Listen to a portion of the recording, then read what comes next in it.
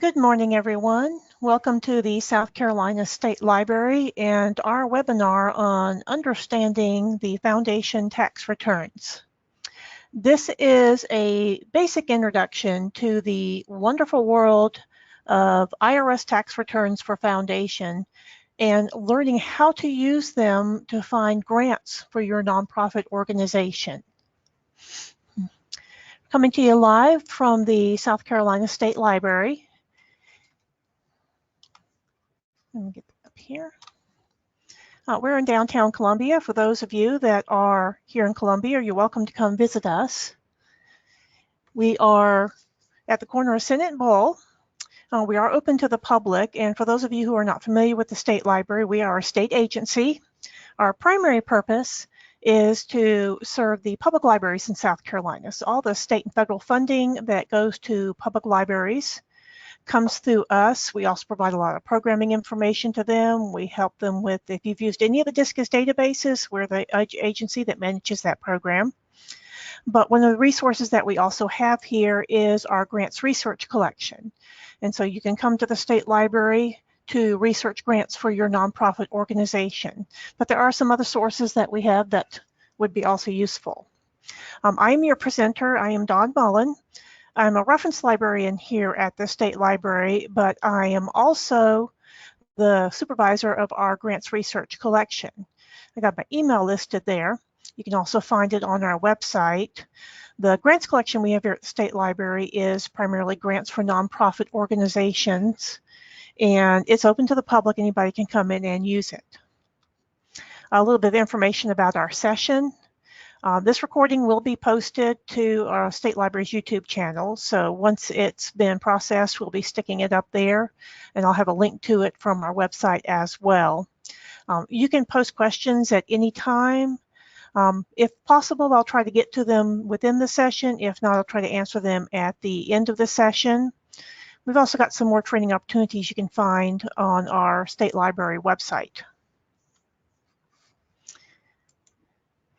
So what we have here, this is our website, statelibrary.sc.gov, and a little bit about the resources that we offer here. There's a lot of things that we do here at the State Library.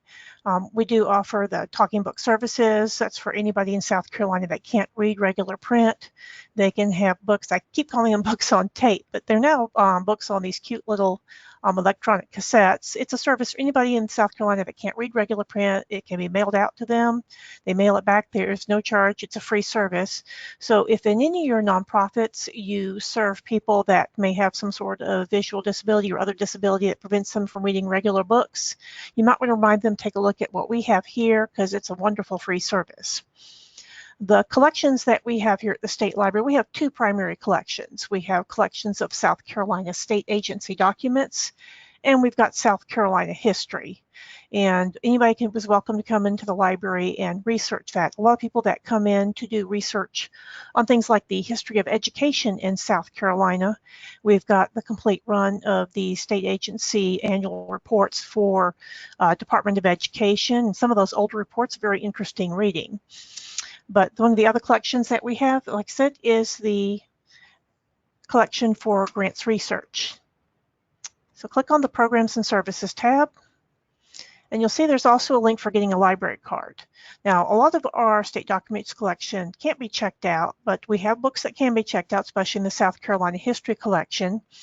And also we have a fairly large ebook collection. Now, we're not the sort of ebook collection that you get at your public library where you get the latest bestsellers from the New York Times. What we have here is, it's kind of like a small college library, but in that collection is a lot of books on nonprofit management, fundraising, and also proposal writing. And one of the best things about ebooks is that they return themselves. No overdue fines for those. You can click on that link to get a library card. If you're not local here in Columbia, that's not a problem. Despite the little message that you get from your application, we will mail the card out to you. So there's no reason to actually come here and visit unless you'd really like to see us. But the grants research collection that we have here under the grants research assistance, We do offer classes on a regular basis. This webinar is one of them. The other two classes we have are the Basic Grants Research and also class on Proposal Writing Basics. I know some of you that are signed in to the webinar have attended a few of those classes, and they're truly basic classes. The Grants Research is to teach you how to understand to do research for your funders, and if you've attended any of those classes, you know I'll frequently mention those tax returns. The Proposal Writing Basics is just that, how to write a proposal. You scroll down on the page. About every 3 to 4 years, we come out with a directory of South Carolina foundations. And the current edition is in progress. It'll be posted either at the end of this year or the early January. And it's basically a directory of foundations in South Carolina. It will be a free resource that you'll be able to download. And even though this 2014 edition is rather out of date, I can tell you that the foundations listed in it for the most part still exist. They still give grants in the same subject area and the same geographic areas. So you can still use it as a resource, and after you've listened to the rest of this webinar, you'll know how to get to the tax returns to get up-to-date information on things like the board members and also the current address and phone number.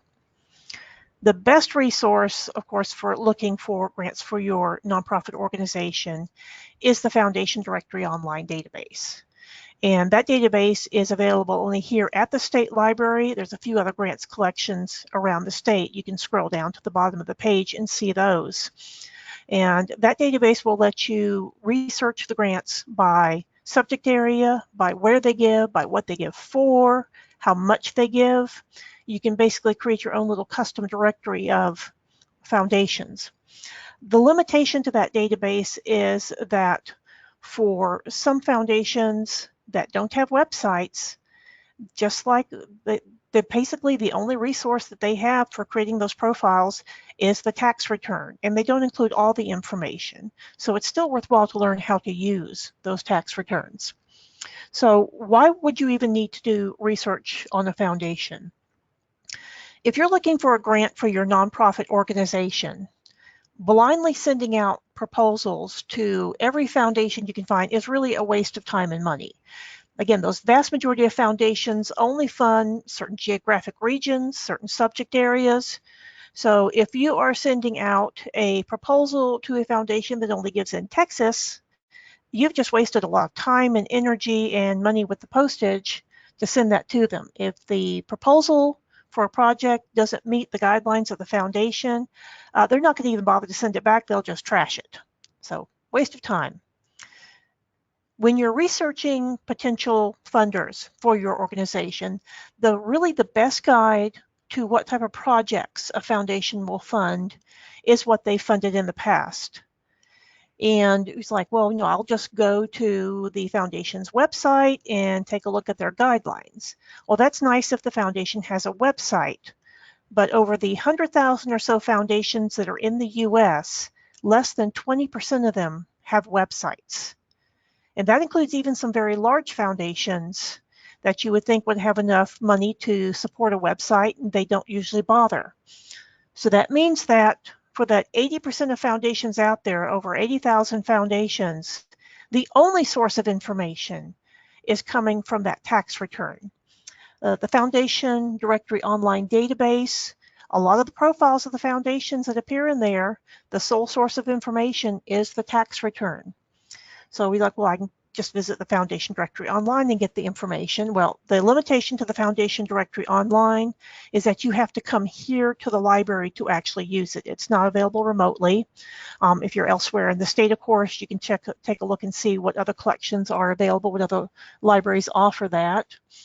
But even the Foundation Directory Online doesn't have all the information from the tax return, and especially they don't list all the grants that have been made.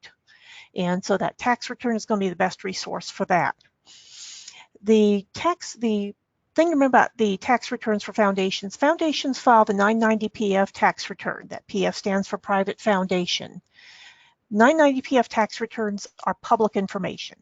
Once they're processed by the IRS, they release them to the public, and places like the Foundation Center and a few others in turn make them available for free on their website. There are some limitations to using the tax return for information because, of course, a tax return is basically a document that is required by the IRS. And using it as a source of information for foundations from grant seekers, it's not the primary purpose. And I have noticed that a lot of these tax returns have little errors creeping around them. A lot of them are spelling errors, especially for the names of the organizations that get grants. But it's still better than nothing at all, which is true for most of these foundations without websites. And that tax return, again, is the only source of information for those. The best way to learn how to interpret a 990 PF is to view examples. But first, how do you find these forms? There are many free sources online, although there's a couple that I prefer above others. You scroll up on our page, the grants page for the State Library, you'll notice that we've got a couple of tabs here. I do have a tab just for South Carolina grant resources. That would be things like the South Carolina Arts Commission, South Carolina Humanities, the Department of Education, Grants Office. But we're looking here going to be at the general grant resources. The general grant resources is a list of free foundation resources online. The main one that we'll be using here is the Foundation Center's 990 Form Finder. The 990 Form Finder is also available as a nice little widget, which you'll see on this page. I've also got posted here. So the 990 Form Finder, you can actually search for the tax returns of foundations right from this page. You don't have to even go to the Foundation Center's website. There are a bunch on the web that have these tax returns. The other one that's well known for providing them is GuideStar. GuideStar is a very nice website. In addition to information on the foundation tax returns, it also includes the tax returns for a lot of public charities, which are also 501c3 organizations. And if your organization is considered a public charity, if you're a 501c3 organization and you're not a private foundation, you're probably considered a public charity. Your tax returns are public information too, and GuideStar is a good place to go look at those. Now, GuideStar does require that you create a free account to view those tax returns. And some people don't like that, so you could just go back to the Foundation Center, the 990 Form Finder. They don't require an account to view those tax returns. On the other hand, GuideStar tends to be a little bit faster at posting some of the newer returns. So sometimes if you're looking for the newest return and you don't think the Foundation Center has posted it, you can check out GuideStar to see if they have it. I'm going to click on the link here for the Foundation Center's 990 Form Finder. And in addition to the actual search engine for finding those 990s, they have some additional information here on finding those 990s and how to interpret them. One thing that they have on this page is a really nice diagram of what appears on that tax return. Now, one thing to remember is a lot of people get intimidated by tax returns. Probably people, it's not the best fun time of the year before April 15th when you're trying to get your own taxes done, and you think it's intimidating, it's scary, I'm going to find myself a tax preparer and do that. Well, the tax returns, the 990 PF tax return for foundations typically runs between 20 to 30 pages, although for extremely large organizations, it can run over 100 pages. The important thing to remember is most of that is irrelevant to grant seekers. There's only 4 pages on that entire return that have any meaning for people seeking grants information. And that diagram of the Form 990 PF has got those listed. They've also got a nice little online tutorial demystifying the 990 PF, which is a great source of additional information for looking at those 990s. But we're going to start here. Is actually the best way to learn how to do this is to actually view the examples, and let me show you the sections that matter.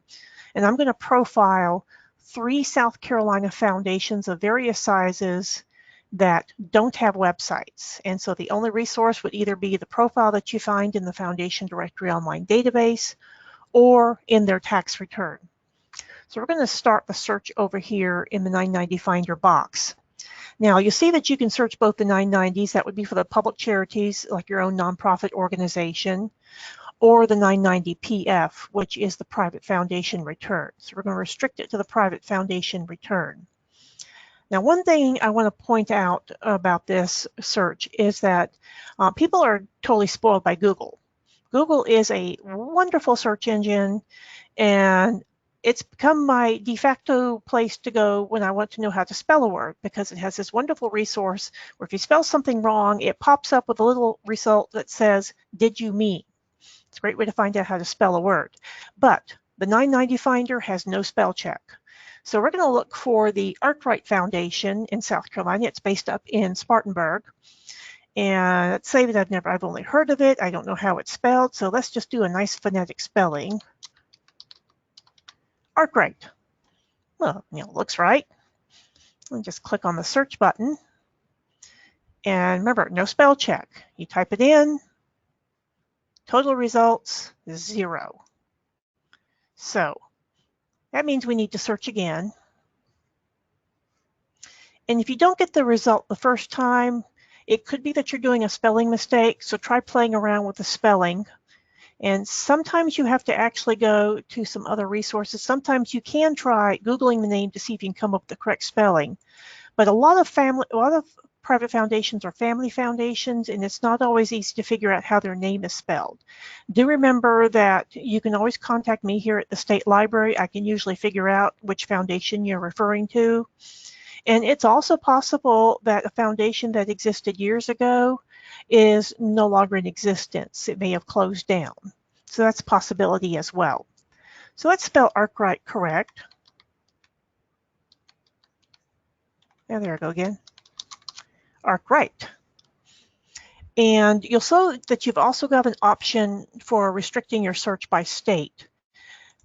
It's not always necessary to restrict the search by state, but there are a lot of foundations out there that have fairly common names. Jones Foundation, Smith Foundation, variations on those names. And if you're searching for those types of foundations, I do recommend that you restrict it by state to reduce the number of possible results.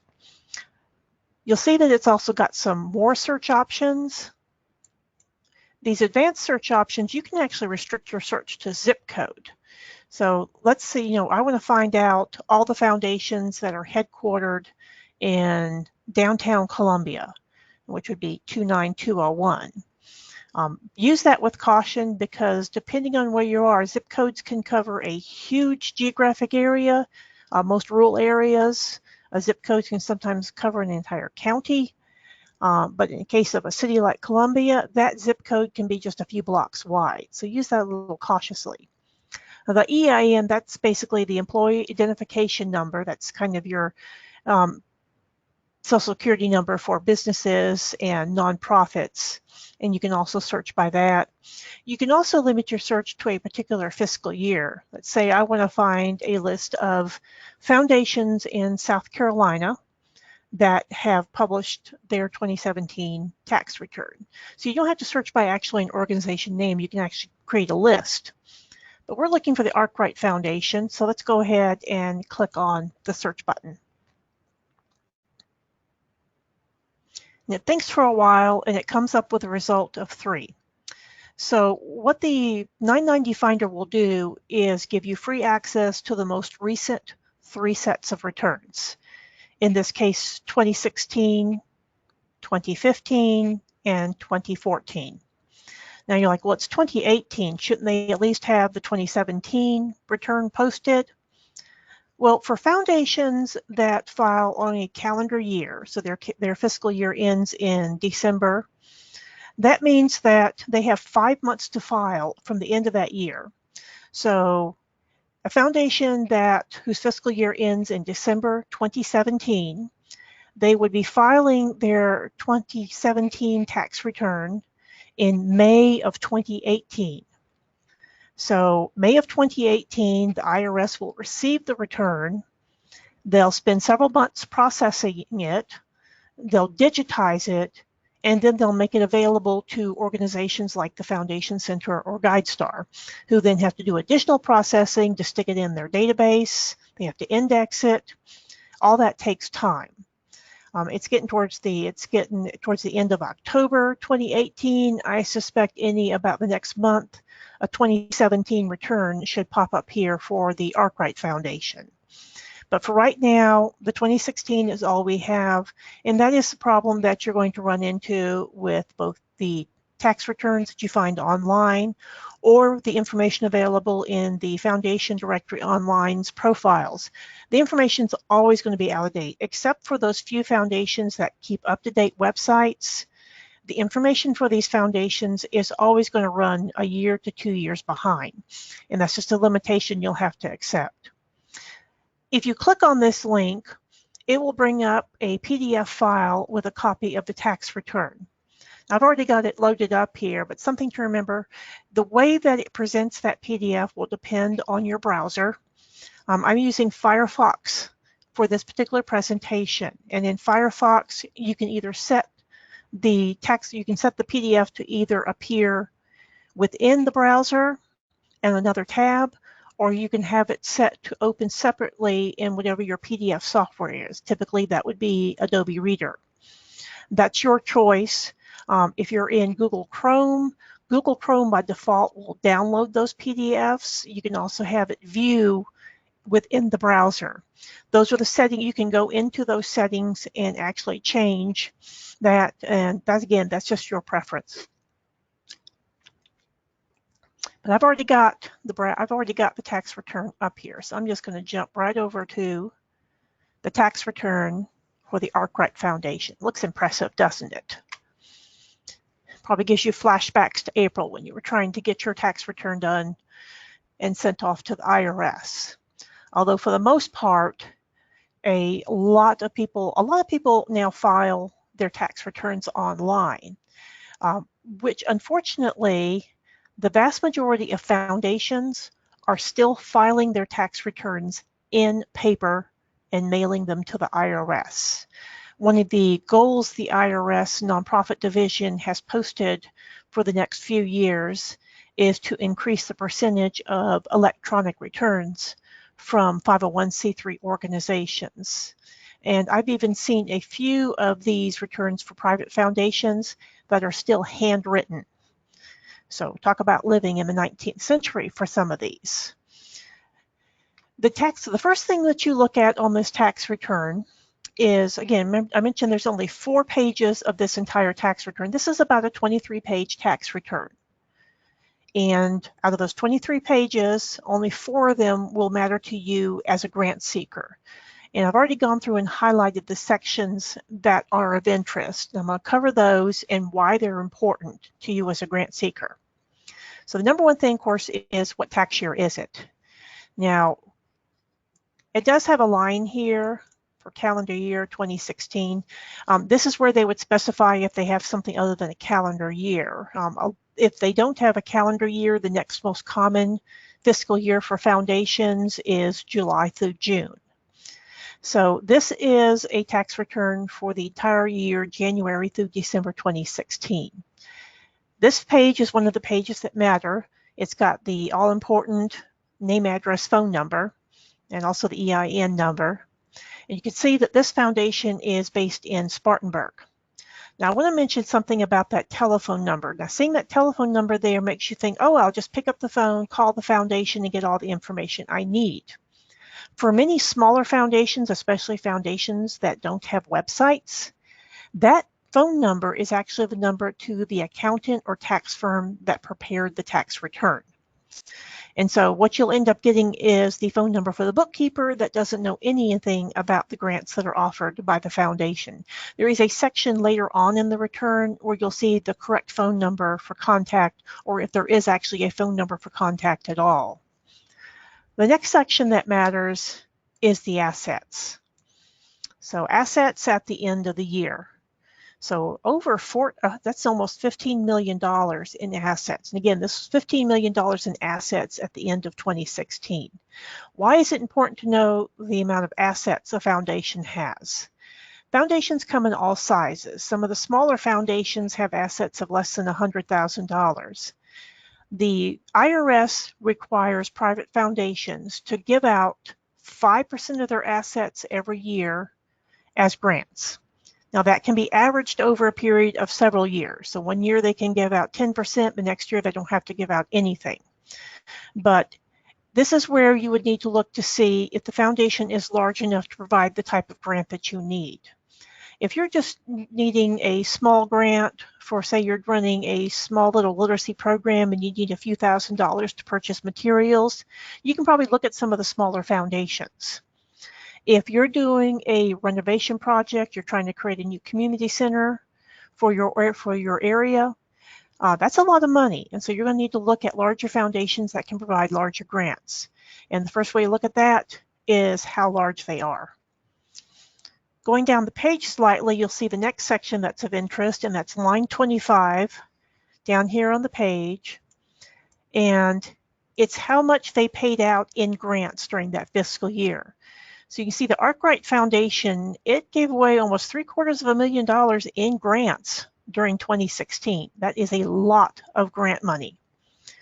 And later on, you'll see who they gave those grants out to.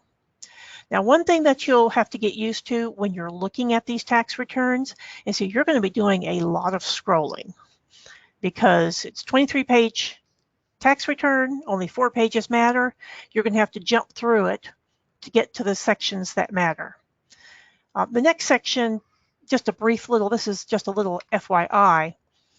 This little section here, that figure should match the assets on the first page.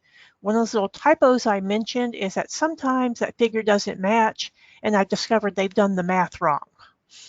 And unfortunately, these are low priority audit targets for the IRS. They don't really have as many staff as they should in their nonprofit division.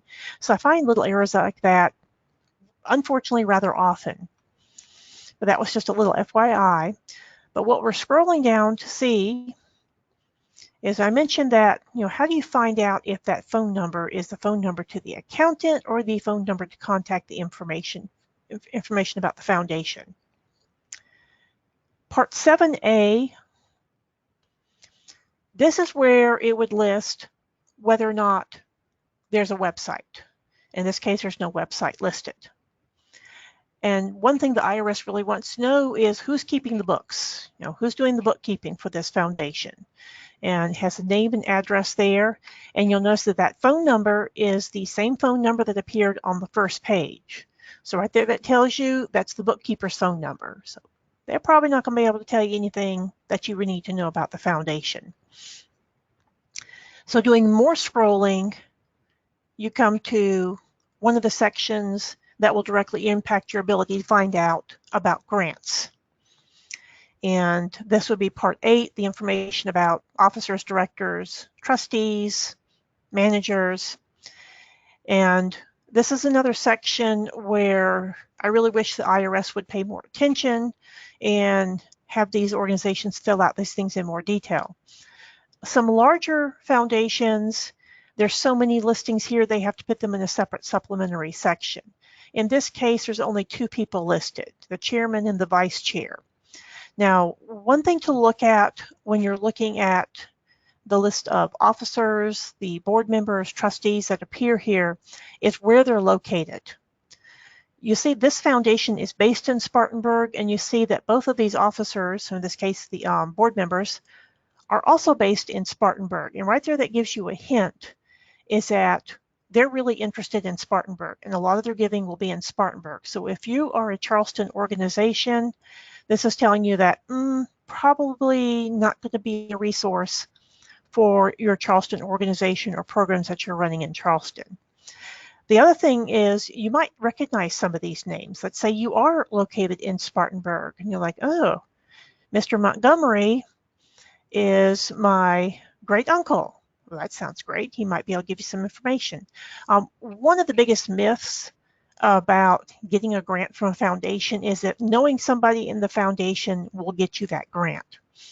That happens extremely rarely, but you should really treat this as a potential for finding information, especially for these foundations that don't have websites, that don't have published guidelines. Sometimes the only way to know that they're really going to be working on a particular project, if they're going to be interested in funding a particular subject area, is to talk to somebody in the foundation and see, is that where their guidelines are going to be this year? Or maybe they could even provide you with a set of guidelines that's being circulated internally within the foundation. So for them, don't view that as a possibility of getting a grant, view it more as a resource for information. And scrolling more, once you get used to using these tax returns, this won't bother you. If you're getting dizzy with the rolling, just close your eyes until I tell you to look. And we're rolling through quite a few pages now because we're getting to the next page that matters. Okay, part 14 on page 10.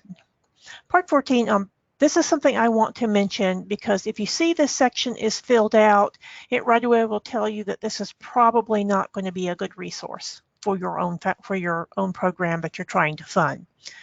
This is the private operating foundation section, and if you see that this section is filled out, that tells you right there that this is a specialty foundation that exists only to give grants to one particular organization. Foundations that are set up as private operating foundations, these are basically set up as a funding arm, a funding resource for another nonprofit organization or agency. A lot of museums have set up a foundation that exists solely to accept donations and grants. And it's basically being set up for tax purposes. It just makes it easier to manage all the money flowing in from donations from outside the organization. So these foundations actually do make grants. The thing is that they only make grants to the organization that set them up. So if you see that this section is filled out, you might as well forget that particular foundation and move on to something else. But in this case, it's not. So we're going to go to the second most important section, which is part 15. Part 15 is theoretically where the foundation tells you whether or not they will accept proposals and how do you contact them and what their requirements are. This section is the one which they really leave out a lot of information that the IRS asks for. They put only the most basic information. And sometimes you have to make a lot of inferences. Now that line 2, information regarding grant, gift, loan, scholarship, there's a checkbox. If that box is checked, what that tells you is that this particular foundation has already chosen who they want to give their grants to. And in this particular case, it's not checked, so that means that this organization will actually accept proposals from other organizations. A lot of small foundations check this box because they don't have the staff to process proposals, and basically they choose a small group of nonprofits that they want to give their grants to, and those decisions are all made internally. The next line is where they tell you who to contact. And you'll see that same phone number appears again. So this is what I meant when the phone number that appears on the first page is not always the correct number, but in this case it is. And so they tell you there's Mr. Montgomery again, same address, and that phone number is listed as a contact. And the very next line tells you how you should contact them. And they're pretty liberal. They say send them a letter. Personal visit, so I guess stop by the office that they have the address they have listed there, or you can give them a phone call. So that phone number that's listed there, give them a phone call and see if they're interested. Now, submission deadlines. Of course, most foundations will have various grant cycles. They'll give out grants once a year, they'll give out grants several times a year, and you'll see here they don't really list any deadlines. Now, does that mean that they don't have any? It just means they're ones that are not published. And that's where calling that phone number and saying, okay, are you still accepting applications for the year?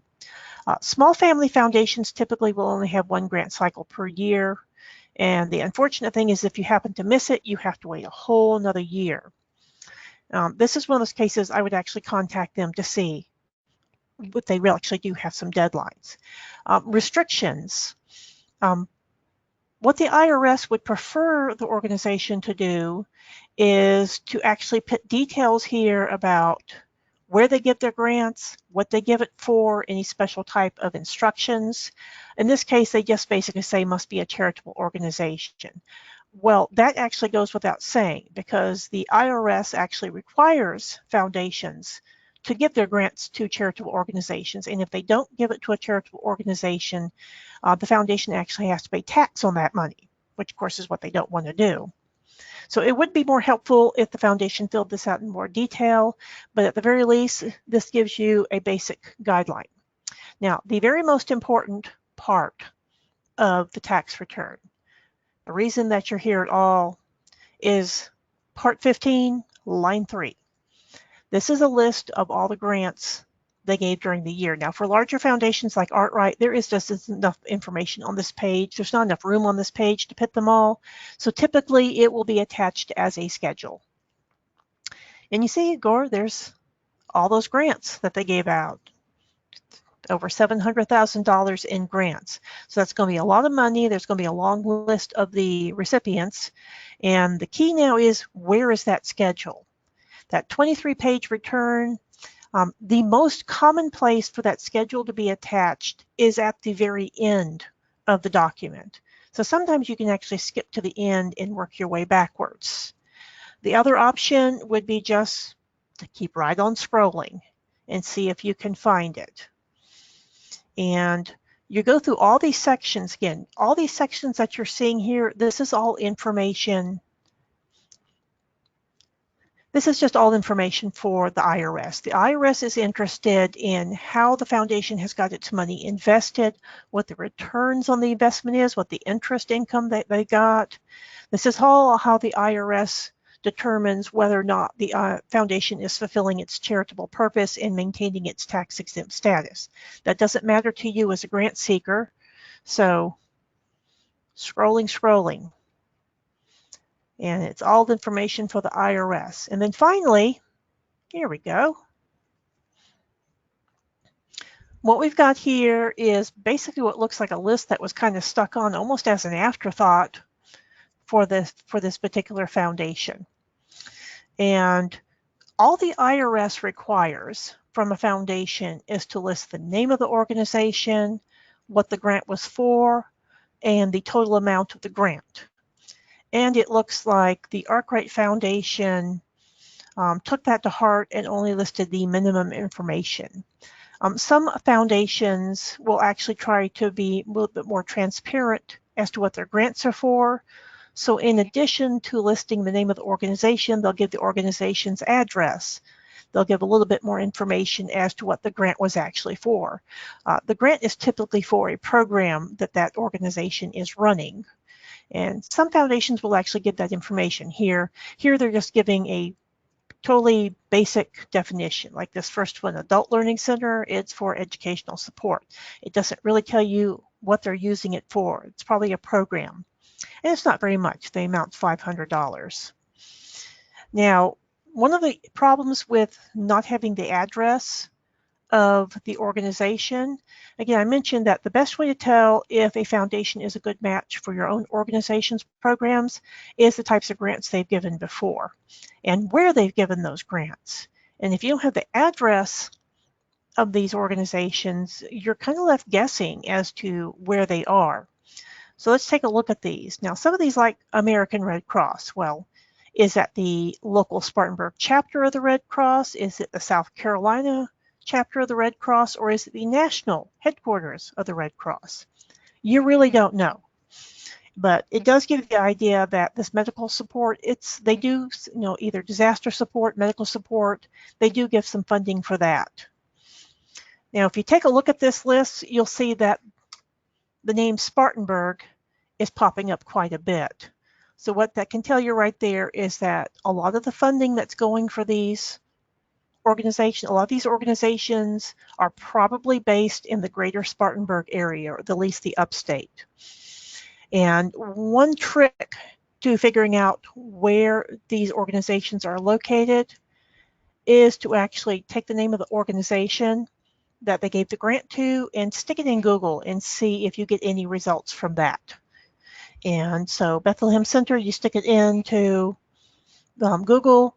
Typically what you'll get is the name of, sometimes you get something that's totally unrelated. Sometimes though you'll actually get the jackpot and find out this is actually a place somewhere within the greater Spartanburg area. And I mentioned typos.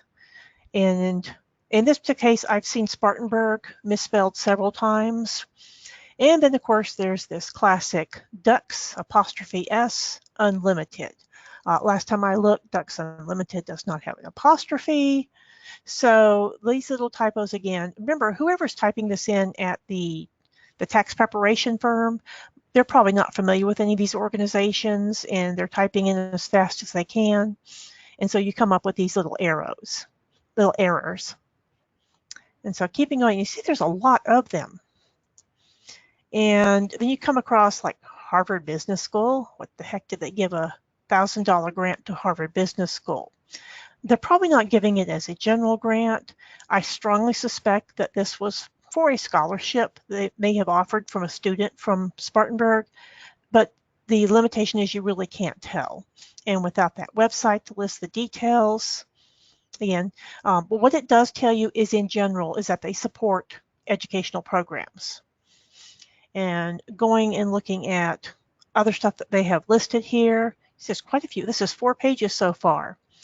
And then you get some that are truly bizarre, like this one here, space. Well, let's see, they gave a $1,000 grant to space. Well, what is space? In a case like this, again, all I did was I took space and Spartanburg, pivot into Google, and what I came up with is the Spartanburg Area Conservancy. That's the acronym for the Spartanburg Area Conservancy.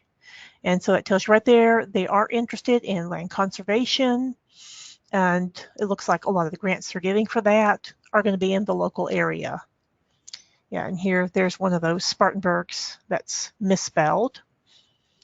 And many foundations, and like here, and then of course, well, we're doing Spartanburg, and then we get this Williams YMCA of Avery County. Well, that's definitely not South Carolina, that's North Carolina. So why did they give $5,000 to a North Carolina organization? There's 2 possible reasons, and one of them is that this particular YMCA is affiliated with a group in Spartanburg County. They may be the source of a program that's being run in Spartanburg County, and this would actually just be the headquarters that's receiving the grant. It could also be that this is a pet project of one of the board members of the foundation, and they were giving the grant for that purpose. And then, of course, you see at the end of the list, there's just general YMCA, and it doesn't tell you if that's the local Spartanburg YMCA, it's a YMCA located somewhere else, but what it gives you is a potential for what type of thing they're interested in. The Arkwright Foundation listed these organizations alphabetically. The next most common way for foundations to list them is numerically by the size of the grant. And then there's a lot of them that just have them in totally random order, and you just kind of fish around for how they're listed. But when you look at this list, what it's telling you is that most of these grants are being given in the Spartanburg area. So again, if you are not an organization, a nonprofit located near Spartanburg, it looks like most of what they're doing is in Spartanburg. Now, if you're running, let's say, an after-school program for at-risk kids in Spartanburg, you can already see a lot of these programs they're sponsoring is education. And so this will be a pretty good possibility for those. And a lot of this stuff you wouldn't actually pull out of the profile from the foundation directory online. And One thing to think about is that foundations really like it when you show that you've done your research. And we're going to do some more research because I'm going to jump to the next foundation, the Tribble Foundation.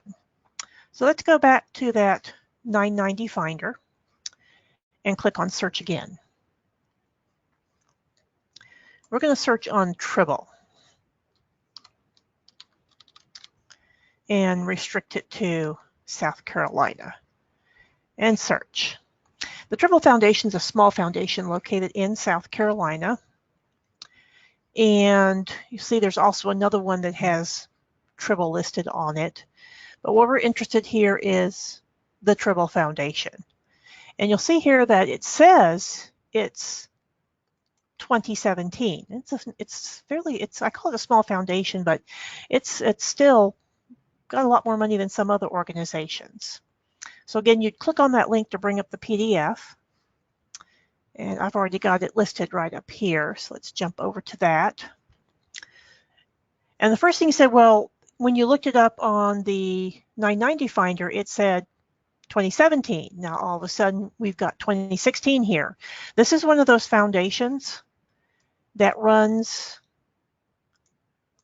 on something other than a calendar year. They have a July through June year. And so in this particular case, they filed the tax return from 2016. Their IRS has rules about which tax return you would file, depending on what your fiscal year is. And in this particular case, it would be in 2016. So Tribble Foundation, you'll notice that there's no phone number listed at all. They really don't want you to contact them. Of course, there might be a phone number listed further down. But the other thing to look at is their assets. So they got just over $1 million in assets. Remember, assets are important because you can figure out the size of the grants that they can possibly give. They've got just over $1 million in assets. Figure 5% of that, that'd give you the maximum size of the grant.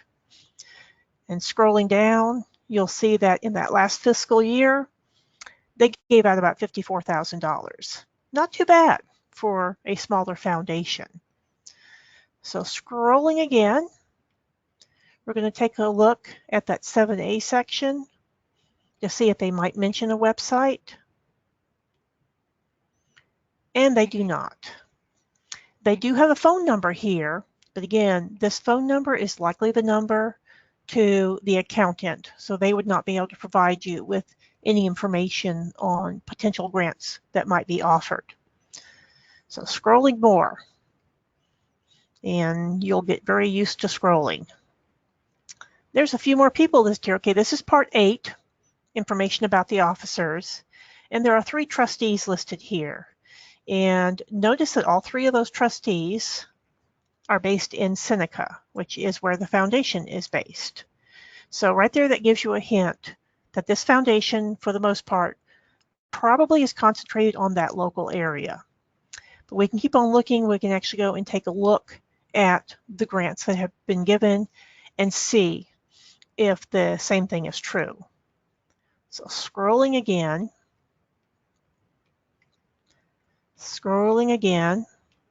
and there's that supplementary information. And oh boy, the infamous box is checked. So what that means is that this foundation only gives grants to pre-selected organizations. So for the most part, this won't be a possibility. Now, it is possible still to get a grant from an organization that says they only give to pre-selected if you can build a relationship with them, and that generally takes a few years. But one restriction to that is if you take a look at the past several years' tax returns and see who they're giving their grants return. If the organizations getting grants change year after year, it means you have a chance of building a relationship and getting a grant from this particular foundation.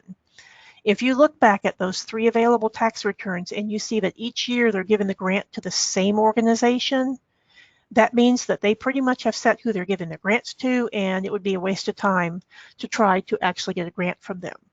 So if you scroll down, you'll see, yeah, there we go, see additional data table. Now, if you wonder why there's not the full page listed here, this is just the whatever software package was used by the tax preparer. Some of them will list the full page, some of them will just list the snippet. So that's strictly a factor of whoever did the tax preparation. So scrolling down, and you see that just because that box is checked, we've already decided that this probably is not a good possibility. So let's take a look and see who they're giving their grants to. So here we go, the supplementary section where they list who they give their grants to. And you'll see that almost all of them are in that Seneca area, in Seneca itself or nearby. And they're pretty substantial grants, you know, $4,000, $5,000, $8,000. It's not chump change. And I'm not going to show it here, but I can tell you right now, if you go and look at those previous two tax returns that are available, the 2016, 2015, you'll see that pretty much they're giving grants to the same organizations. So the trustees of this organization have decided that these are the nonprofits they're going to give the grants to. It doesn't look like they're going to change anytime soon. So this would likely be something you could immediately exclude as a possibility for getting a grant. Well, that's too bad, but we can always try some other resources. So we're going to go back to our return and do another search. This back to the 990 Finder. We're going to click on the search again. And I'm going to pick another probably a name that you've heard of, especially if you've done any automotive shopping anytime recently, the Dick Smith Foundation.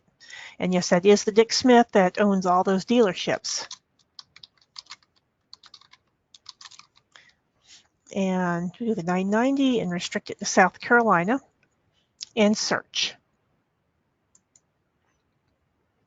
And you get the most three recent ones, Dick Smith Foundation, 2016, 2015, 2014. You'd click on that to bring it up. I happen to have it up here. And we'll go to the Dick Smith Foundation.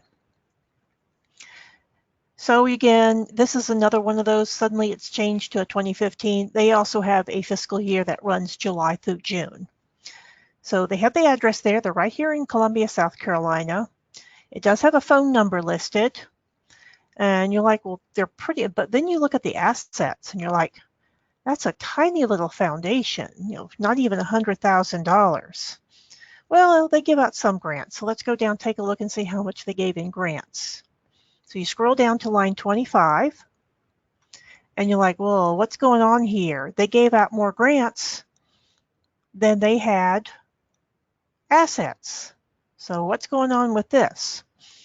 What's going on with this is a thing you need to remember is that those assets in the box above are the assets at the end of the fiscal year. And what you see in the grants paid box is how many grants they gave out during the year.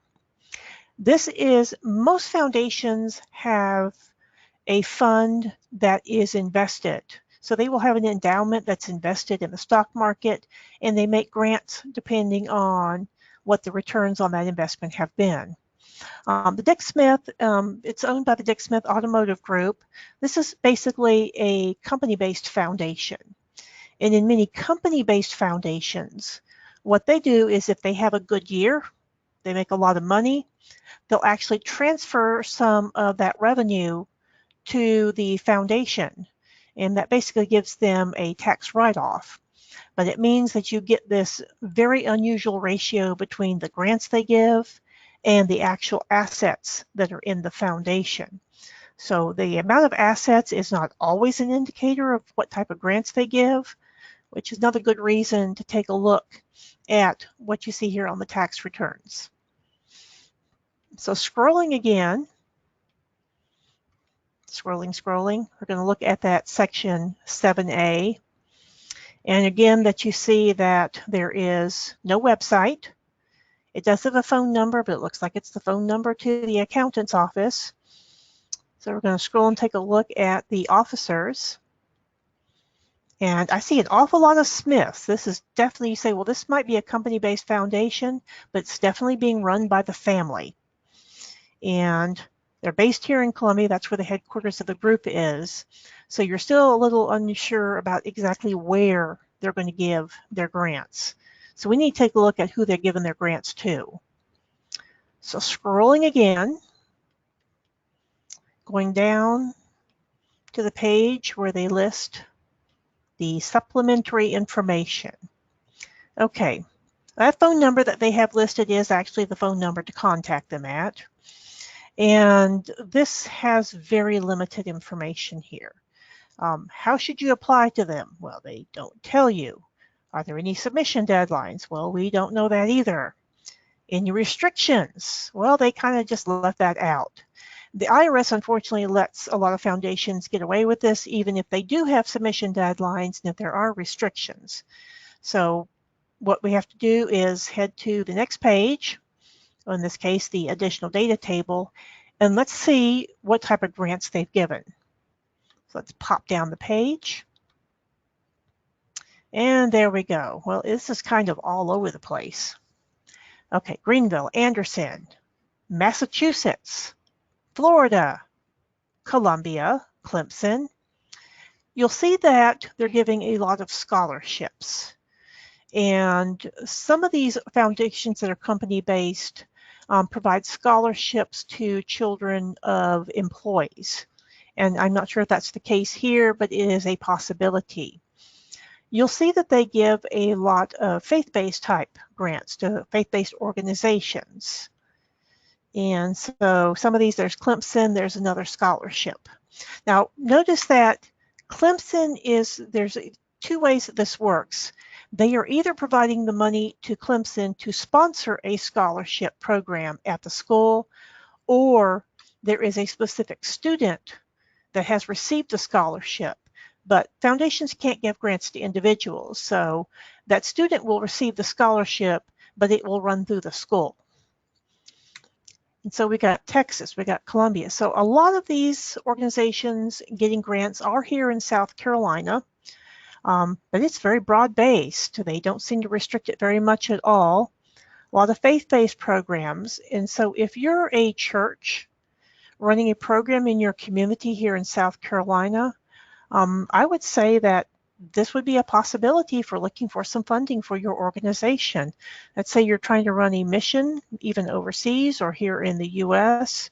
It does look like they might be a potential funder for your organization, because it's got small organizations that are getting grants. It's got large organizations that are getting grants. There's quite a few of those. University of Alabama got a fairly large scholarship. And this University of South Carolina Educational Foundation, that's probably funding a scholarship program at the school. So what you're looking at here tells you right now they do a lot of scholarships. They fund a lot of faith-based type programs. So again, you're a small church organization, you're looking to develop a mission program, this might be a possibility. And you learned all of that without ever having a website available. This has been a very brief introduction to using that tax return to find information. And you notice from all the scrolling that I was doing is a lot of those pages just don't really matter. So I advise you go to the 990 Finder, take a look at that diagram of the forms. You can see the sections highlighted that matter. And this really is a very nice tutorial on using that 990 PF. And one reason to do all this research, funders really do appreciate it when the organizations applying for grants actually show that they've done research. When you actually do the proposal or the letter, you can mention in there that you notice that they funded similar organizations in similar areas and that you're hoping that you'd consider them to continue all that good work. And the nice thing too about these 990 Finder is that this is all free. You don't actually have to visit the library to use the Foundation Center, the Foundation Center's Foundation Directory online database. And so you can use other free resources, or say somebody mentioned a foundation to you, you don't have time to run to the library, and so you can just take a look at their tax return and see what's going to, oh, that looks interesting. Now these are some very basic forms. Some tax returns have very confusing information. You're always welcome to email me if you run across a situation where it's not making any sense. One of the restrictions to the IRS not paying much attention to how these forms are filled out is you get some very strange information appearing on these returns. I've gotten pretty good at interpreting them. So any questions, you're welcome to contact me and let me know. So I'll probably give you an email back saying, yeah, this is what it really means. And some of these foundations, and of course there are some foundations you'll get a tax return for. You're like, well, they're not really giving any grants. What's going on with that? And some foundations may start with the best of intentions to make grants, but their endowment never really takes off, and so they kind of in a holding pattern. And we've got quite a few of those in South Carolina. So any questions, but feel free to ask me.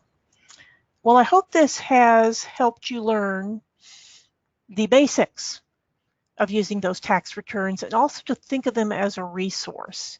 Don't restrict yourself just to using Foundation Directory Online Database. It's an excellent resource, well worth coming into the library to use. But those tax returns, they're free online, and you should be able to use them to do some detailed research on those funders before you finally send in that proposal or letter or make that phone call. I don't see any questions in the queue right now. But if you do come up with any questions, please give me an email. Let me know what you're thinking. And if you think of any other alternative resources, we'll send out a survey for you a little bit later today and hear what you think about this. It's a very esoteric topic. Most people are like, tax returns, I don't care about that. But in this world of foundations, those tax returns are all important. So I hope you have a good day. It's lunchtime, so let's go have some lunch and clear your head of all this. And it's a nice day outside, so go enjoy it. We're supposed to have some rain later this week. And thank you so much for joining me on this webinar, and we'll see you later.